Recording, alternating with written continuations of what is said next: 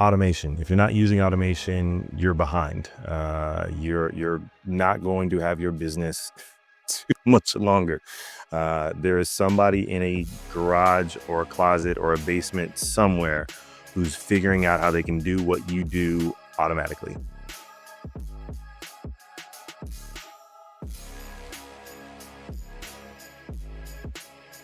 Arias, welcome to the show, man. Hey, thanks, Drew. For sure, man. Hey, I think the best way to kind of describe your background and really where you're heading is to get right out of the way with your mission statement, dude, right? Your goal is to help 1,000 entrepreneurs reach six figures in the next couple of years, right? I think that alone is huge and says a lot about you. I think maybe that's a way to lead into that, right? Where did this idea to give back start, and how did it really lead into helping others? It actually started with us on my agency side. We kind of instituted a minimum in order to work with us. We realized that some of the entrepreneurs that we brought in weren't really ready for the level of marketing that we were doing. It was doing more harm than good. And after a couple of years of that, I realized that there's a huge swath of the population, the entrepreneurial population that we were missing. So I just went to a few friends and family that we had politely declined to help and said, hey, I've got this program where I'm taking all of the things that I've learned in business, all the ways that I've built my business, all of my frameworks, all of my secrets, and I'm putting it into this coaching program. And that was about 2 years ago. Since then, we have taken about 100 people through Launch Ignition. And, I said, this is working. And, all those people came from referrals. And I said, we can do way more with this.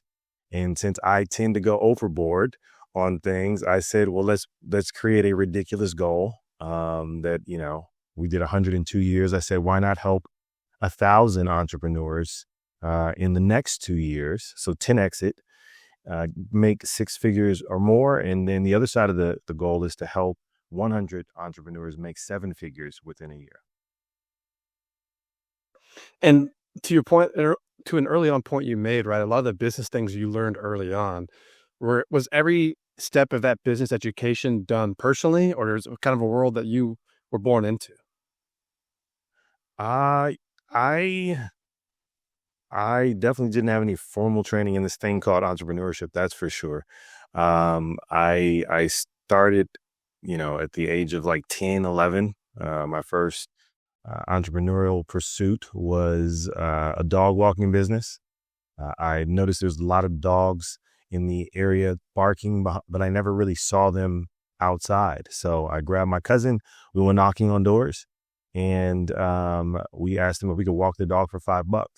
And I was ecstatic. I ran home, told my mom, hey, look, I made like $20, $30. And she's like, well, where'd you get that money from? I said, well, I walked some dogs. And she said, well, whose dog? We don't have a dog.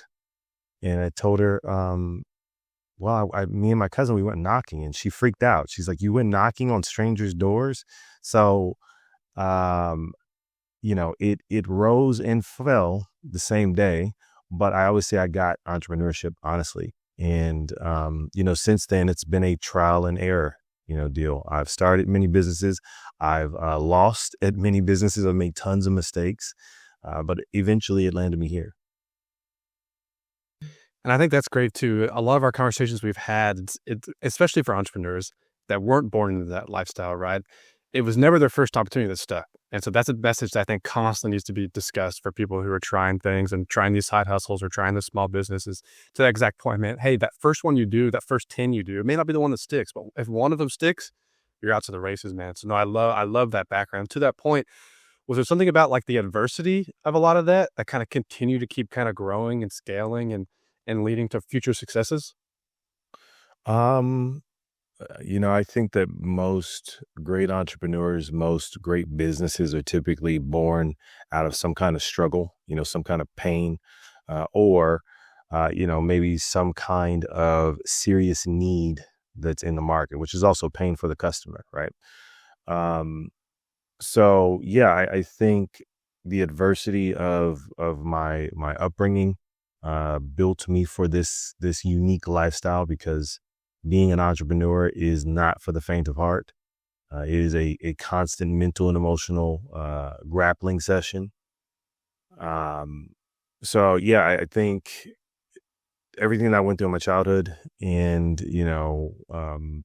even in early adulthood, right? Trying to figure out how to feed myself, how to learn to adult. It really uniquely suited me for this.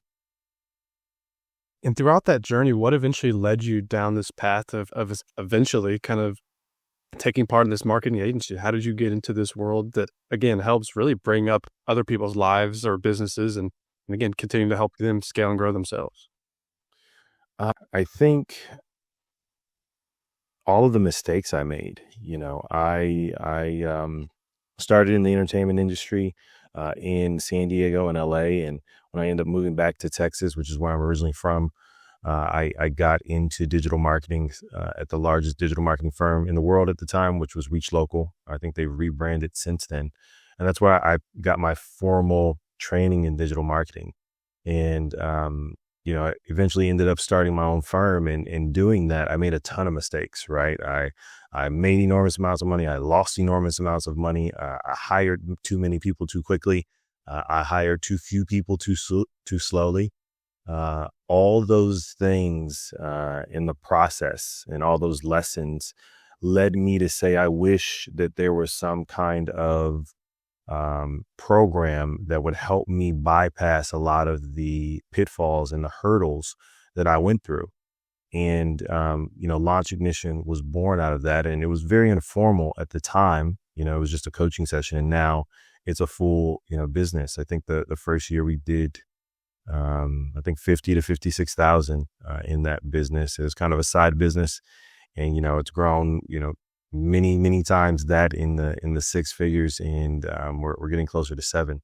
But yeah, I think it was just I wanted to help other entrepreneurs, friends and family that were having these same issues, not have to go through the same headache that I did. And during some of those early days, right, what were some of your original business props that kind of helped grow your agency into what it is today? So what we were doing early on, we had a little service called InstaFuel, and it was probably our first major hit. We kind of spun it off in its own business, and we were basically helping businesses get more followers online, increase their engagement through a follow unfollow strategy. We had built this automation that allowed us to do that in mass.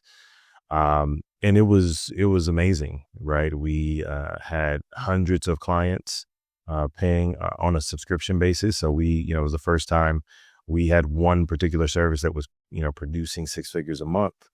And, it really, I think, set me apart and had me realize that automation was the future. We were just cobbling things together because I code. So we had built this little thing, and we just didn't know that it was going to be that big. It's something that we started kind of internally just to be able to boost our own numbers and get us in front of more people quicker. And then, people started noticing that our accounts were growing really quick, and they started, my internal circle of clients were saying, "Hey, well, what are you doing?" And we, one after another, and then we turned it into a service. But, we also made mistakes there in not realizing that once we found something, we struck gold, we needed to diversify. We needed to go over to other platforms and offer those services on different platforms for other customers. And we ended up actually shutting that entire service line down because one day Instagram just decided to change its algorithm, change its terms of service. And all of a sudden, within a matter of a week or two, we were out of business, and it was a learning lesson. It hurt, losing it, having 100 grand a month or more evaporate in a couple weeks is the type of thing that makes some people jump off of tall buildings. Again, adversity is something that's always shaped me and made me stronger. And was kind of that early on influencer, if you will, was that a lot of your approach with to your point, your first 100 customers? Was it a lot of growing some of those influencers and kind of growing their network in size? Yeah, My customer base at the time wasn't really a lot of influencers and entertainers. It was just, regular businesses, plumbers, HVAC, lawyers, dentists, hair salons, just, run of the mill, everyday, hardworking people. But once we had this thing, well, all of a sudden, all of the marketers in the influencer class was very interested in what we had, especially once they realized that it was legit. They were real followers, and the engagement that you were getting was, massive. But that's, I don't think we ever sought out to go after influencers. It just kind of happened. I love that. I love that some of your original customer base that again made you make profit your first year was really just kind of the local community people that kind of just want to grow their reach and grow their network for their own personal business, right? And so, at what point did you kind of realize that, hey man, there's a lot more out there, and to your point, there's a kind of a purpose for what you're now calling Launch Ignition? Um, we started. I mean, we officially opened like the doors to that about 2 years ago. So I want to say 2022, end of 2022, beginning of 2023. Um, but we definitely have stayed on that path in that we do have that wide range of customers from, one of our customers is a large hotel chain down to, very simple mom and pop, um, um, car lots, right? But the biggest thing is just we try to focus on making sure that we are providing an actual solution, right? Like, no matter the business, no matter the industry, whether it's B2B, B2C, our goal is to actually help them grow their business by informing their target demographic that they can solve a problem. And at the core, that's all marketing is, right? Identifying a problem in someone who has it, and then, showing them that you have the solution and clearly explaining how you're going to solve it.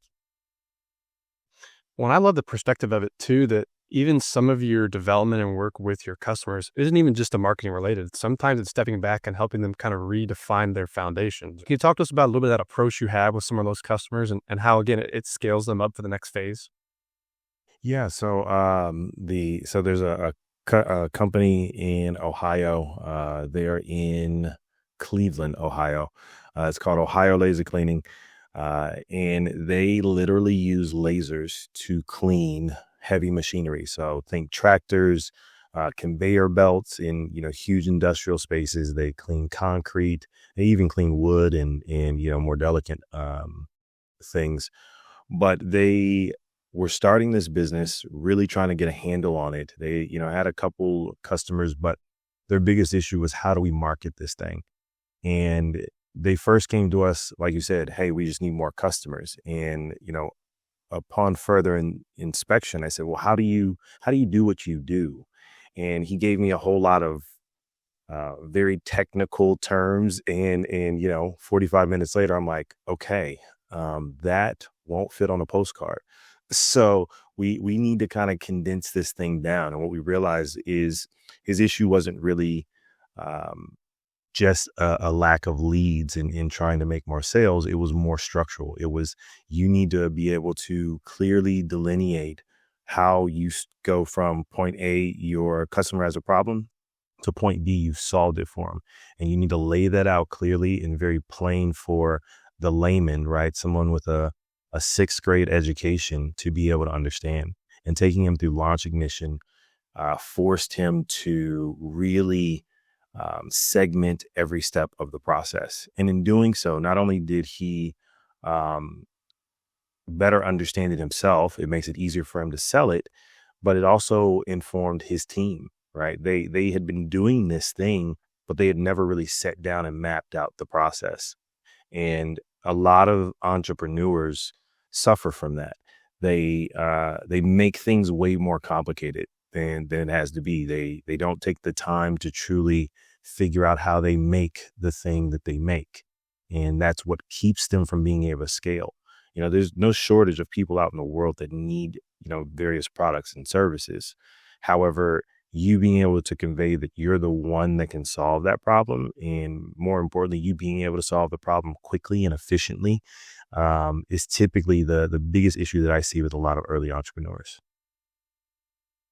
So it's almost themselves the issue is what it sounds like. Is this kind of program helps them overcome either the CEO mindset, right, where they've got the CEO's in it, but also they got their hands in every little piece. So right, they're kind of limiting their growth and success there. You're saying a lot of it kind of comes down to just walking that person through. Hey, man, here's how we're gonna again almost systematize each of these steps and kind of step out. Okay, now we're ready to really focus on marketing and scaling. Is that kind of the approach?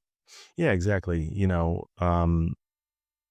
I always tell people a lot of times marketing and all the things that you see is sorry, yeah, we do that. There's an ad.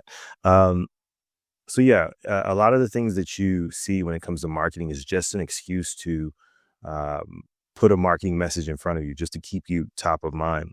And part of you being able to do that is knowing enough about the details of your business to be able to come up with a very bite-sized message for a marketing message, whether that's a reel or a commercial or a tweet or whatever.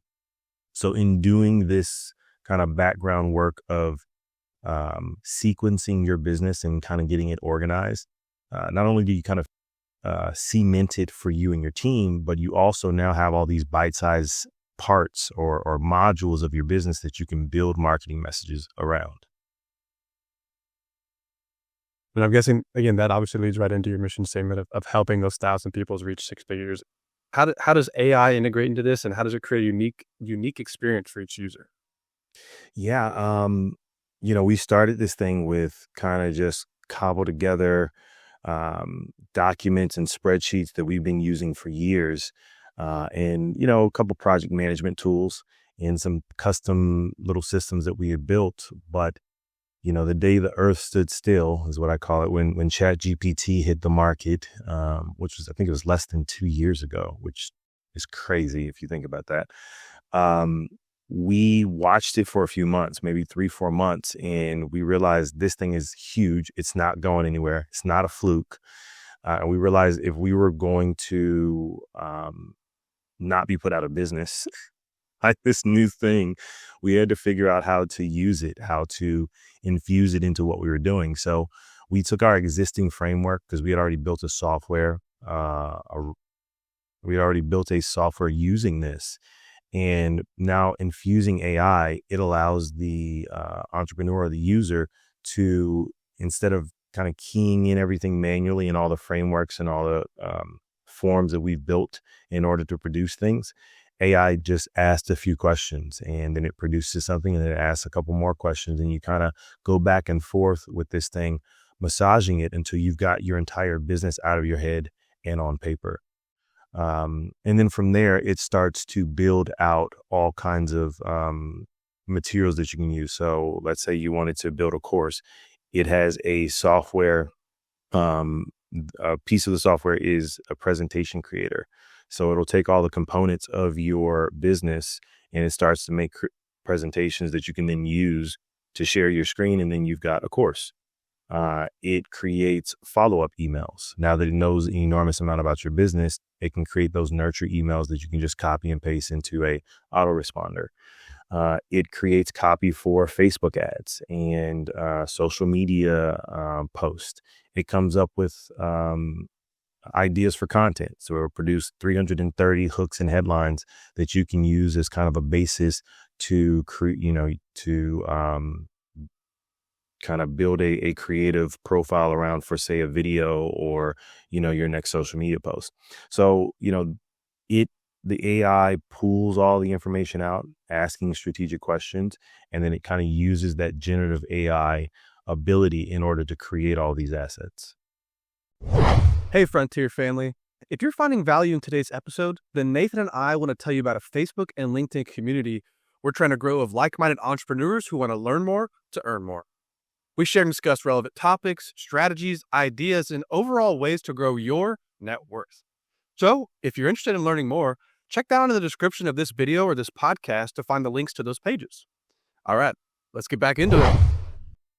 Very interesting. And does a lot of that operate off the idea that a lot of the brand is kind of established? And I guess it's kind of vague. I'm just curious, right? If someone comes to you who kind of has maybe a weak brand, is that still something that is kind of then worked through along that process as well? Yeah, I mean, I mean, I wouldn't say that it helps you with your branding. However, branding is simply consistency in putting out your message. You know, what is it that you stand for? What do you sit down for? Right? Who do you represent? You know, what are the qualities or characteristics of your entity, right? And if you put those messages out consistently enough, well, then that becomes your brand. People understand what you symbolize, what you're likened to. So by going through this process, the the result is a stronger brand because hopefully you're now creating more consistent content. You're creating content specifically around the features and benefits of your business. And if you can do those things consistently enough and frequently enough, well, then, you know, your target demographic is definitely going to understand what it is that you do and what you stand for. So it sounds like some of this process too is possibly just modernizing the systems and stuff that they're already using in place, like kind of just giving almost a refresh. Is that kind of the same approach that, again, helps them scale some of these further steps of moving into marketing? Absolutely. You'd be surprised how many large businesses truly are not using AI. And if the large businesses aren't doing it, well, the small ones barely. So, yeah, you know, part of that figuring out your process, your workflow, your sequence, then helps you kind of take a bird's eye view of some areas that you may be able to inject some automation, maybe be able to inject some AI in order to spend less time doing busy work. You know, that email that you send out to a brand new customer saying, "Hey, yeah, we got your stuff. It's gonna be 2 weeks and it'll be ready." You send that same email to everyone. Why not automate that? Just have them fill out a form, or as soon as they pay you, well, fire that email.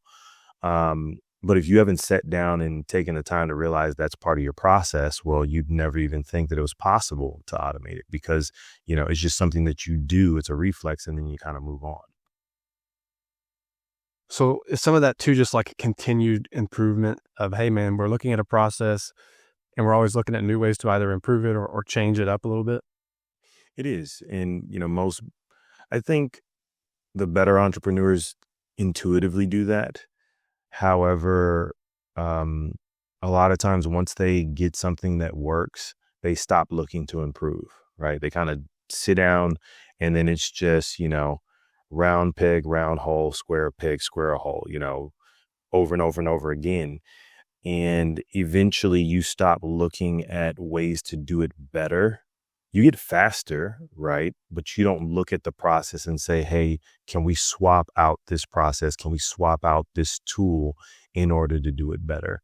And in doing that, you set yourself up to be outdone.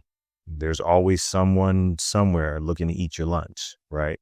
And if you're not looking at how to get bigger, better, faster, more innovative, and in using better tools, using better processes, then, you know, you can look up and you can be one of the largest in your industry, say like uh, Blockbuster, and then some punk kid comes along and, you know, completely dismantles your 40-year operation like Netflix did. Absolutely, absolutely. I mean, that story itself is a crazy one. And have you kind of noticed kind of maybe a trend or a lot of similarities of other things that are kind of limiting some of these smaller companies from their own scalability? Yeah, I mean, well, one is the bottleneck, right? You typically have the CEO that's a bottleneck, or there's someone in the company who's done this for forever and, you know, wants to keep doing it this way. All this technology stuff, and blah blah blah. That's one thing. That's extremely common. The other part is most of them do not take the time to identify a specific and predictable lead source. So they may get some referrals here and there, and it's enough to sustain them. You know, maybe people are kind of finding them online randomly. But most of the ones that I see that are having issues with scalability is they don't have a predictable source to go to find, you know, their target demographic, people that have a problem, and are looking for a solution. And most of the time, it's never even occurred to them that they need a lead source, which just baffles me. I'm like, how are you in business and you're not trying to figure out a space to get new customers? But I sit in dozens and dozens of meetings every month, and it's the same thing. So, obviously, it's a common issue, and we're trying to solve it. And when you say lead source, is it the same kind of idea as like a lead generator, or there's almost different? Like to your point, a lead source maybe is where a pool is at, where a generator is kind of where they start funneling in. Right. So literally the difference between the words, right? Lead generation and lead source. So a lead source could be Facebook. Maybe you have a massive network on Facebook, and whenever you post something, everybody else repost it, or they comment, or they share it, or whatever, and all of a sudden, people start sending you private messages, or they click on your link, or they give you a call. A lead source could be you go to trade shows, and every time you go and set up a booth, you get 20 new leads, and 5 of them turn into customers.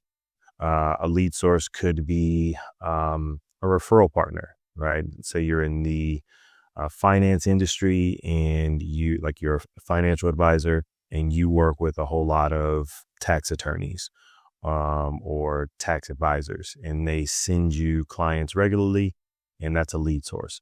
So a lead source is just that, and then lead generation is the activities that you do in order to convert traffic into leads.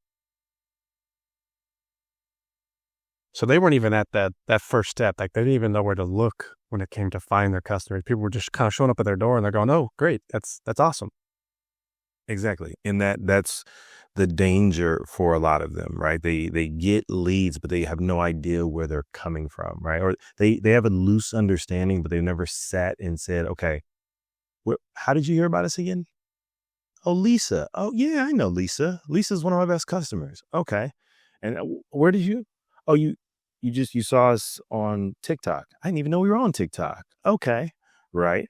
So you start asking those questions, and you see a pattern, right? If Lisa has sent you your last 10 customers, well, you need to call Lisa, and you need to figure out what the hell she's doing. And you probably need to put her on payroll.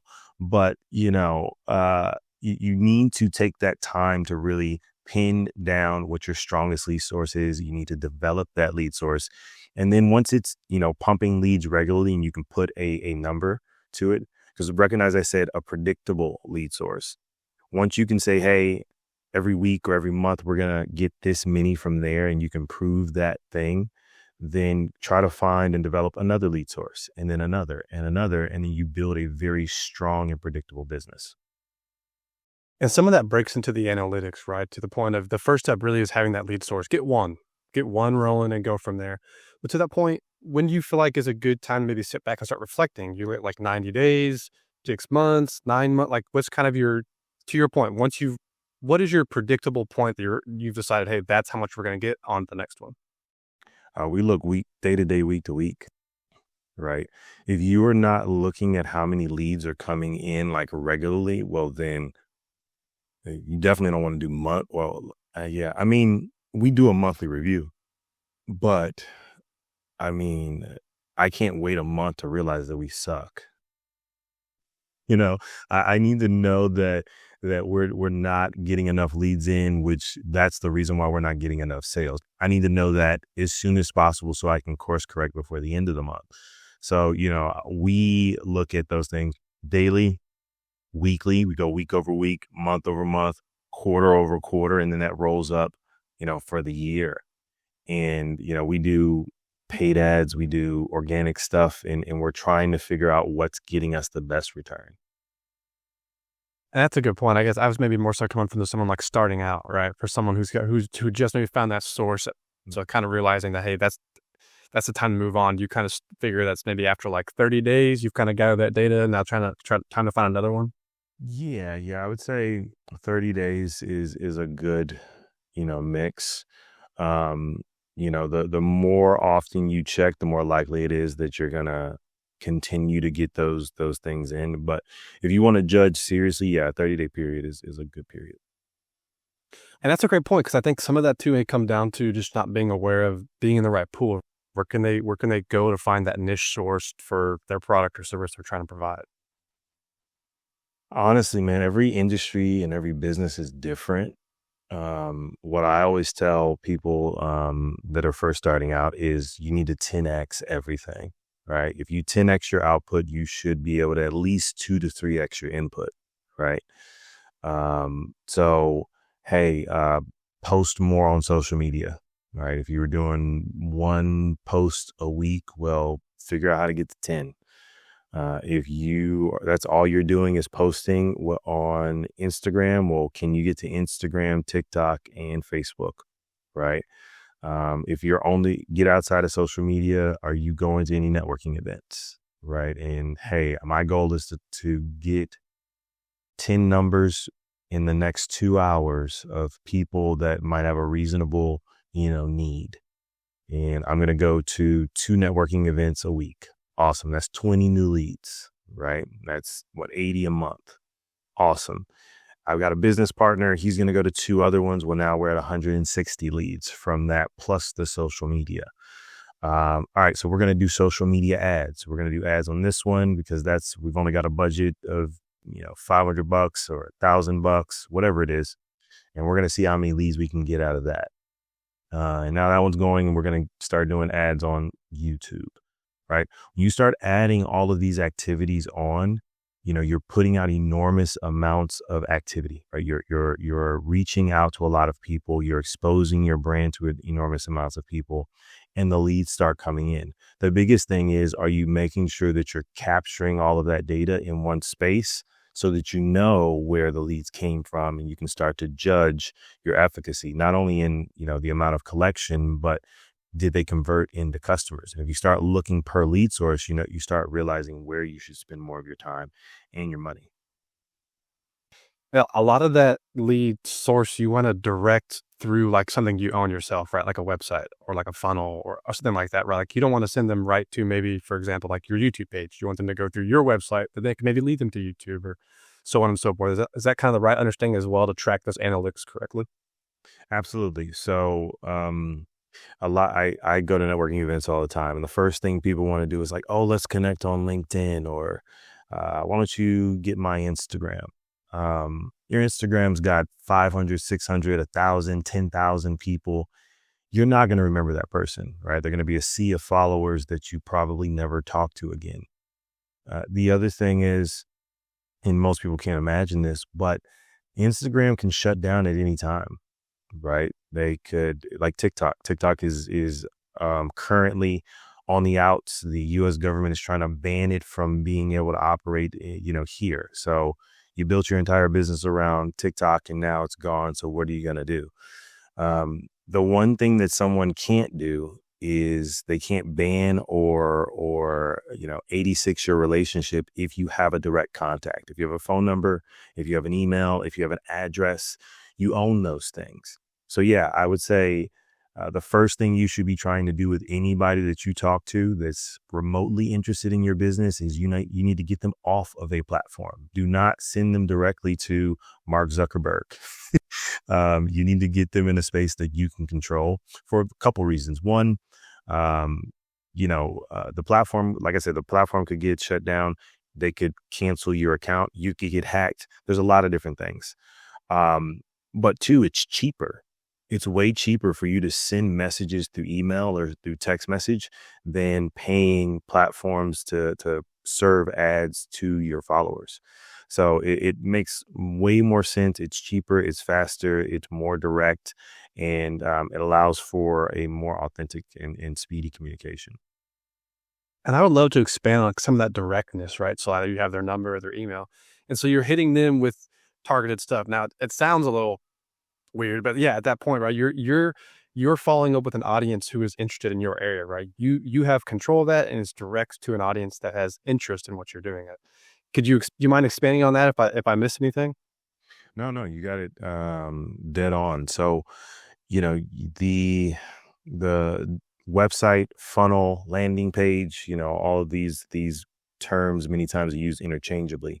But yeah, you first thing you want to do is get them to a space typically that has one objective, right? Hey, give me your contact information.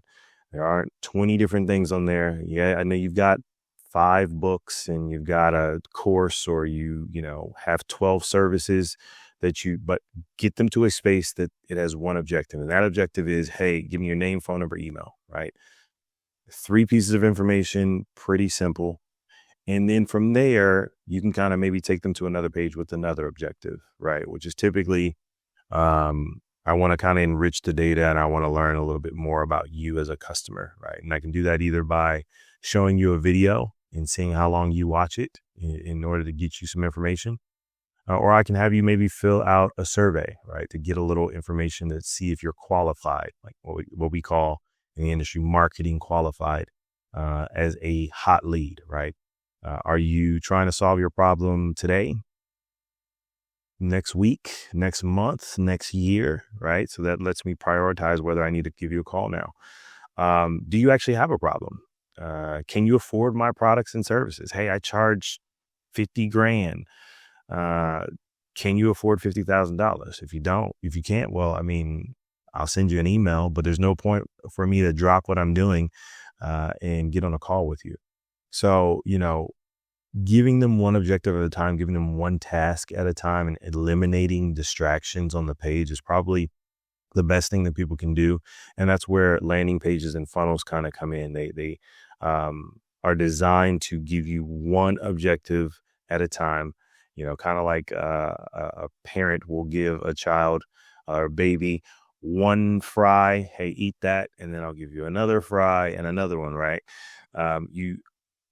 Consumers are dumb and they have very small attention spans. So when you overwhelm them with choices and options and videos and services and all these different things, they end up going to your site, they poke around, and then they just kind of move on to the next thing.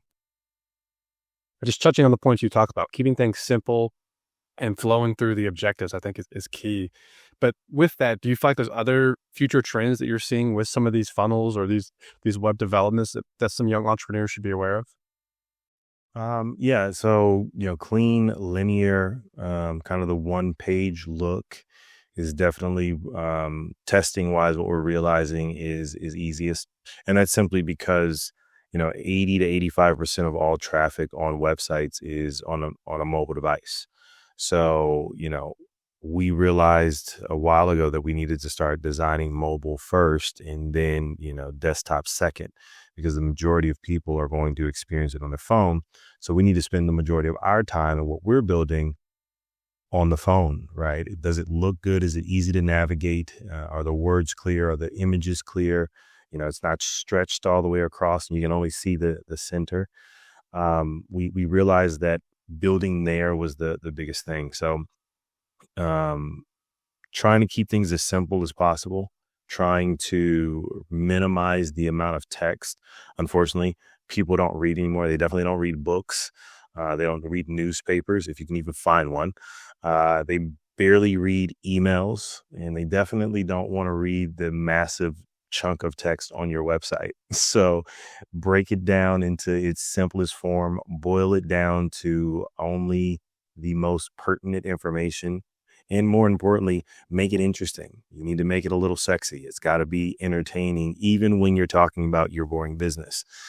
You have to kind of draw the reader in and minimize what you're giving them so that they get the gist and they move on. Keeping with the idea of simplicity, man. A great episode. Tons of great info. If someone is to sit here and take one major piece of item away from what we talked about, or maybe we haven't talked about, what would you have for advice for someone running a small business or as a young entrepreneur in this world today? I'm going to give 2. 1, automation. If you're not using automation, you're behind. You're not going to have your business too much longer. There is somebody in a garage or a closet or a basement somewhere who's figuring out how they can do what you do automatically. So, if you're not currently using automation in your business, you need to drop what you're doing. You need to figure out how to get that in there yesterday. And the second thing is, what we talked about earlier, which is, lead source, right? That's, something that seems so logical and simple and duh, But, many people, I would probably say at least half, if not 60% of all of the entrepreneurs that I talk to are having this issue, that they have not stopped to say, where the hell are we getting leads from and how the hell do we get more of them? So, yeah.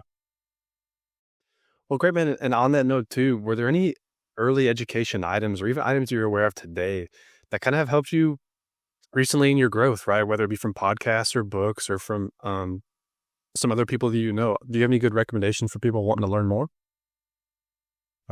Yeah, I mean, you can definitely buy my book on content creation. It's right over here, Content Canon. And I'll actually do something for your listeners. We'll give it away for free. They just pay shipping. But outside of that, I think Alex Hormozy is obviously huge in the space.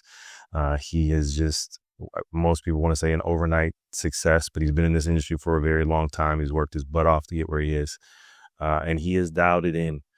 An oldie but goodie is Gary V. Right? He's definitely a disruptor, and he's got his ear to the pulse of what's happening next. And then the godfather of this sales funnel thing, which is Russell Brunson, right? You can't go wrong with him. He has revolutionized this thing. He's giving me a job in inventing this thing called the sales funnel. So yeah, those are all great places to go. Awesome, man. If people want to go to you, right, where can they reach out to find you and kind of maybe get some of your thoughts? Yeah, I'm on all platforms. So it's Arias Web, ARIASW, E as in Echo, B as in Bravo. I think Instagram is probably the one I spend the most time on, although we are trying to make some strides on YouTube. And then if you want to get in touch with any of my companies, you want to get the book, you want to learn more about our program Launch Ignition, you can go to ariaswebsterberry.com. That's got all of my businesses, everything that I am currently doing, everything that I'll do in the future can be found there. Awesome, man. We loved having you on today, dude. A great episode. We wish you nothing but the best, man. I appreciate you having me, Drew.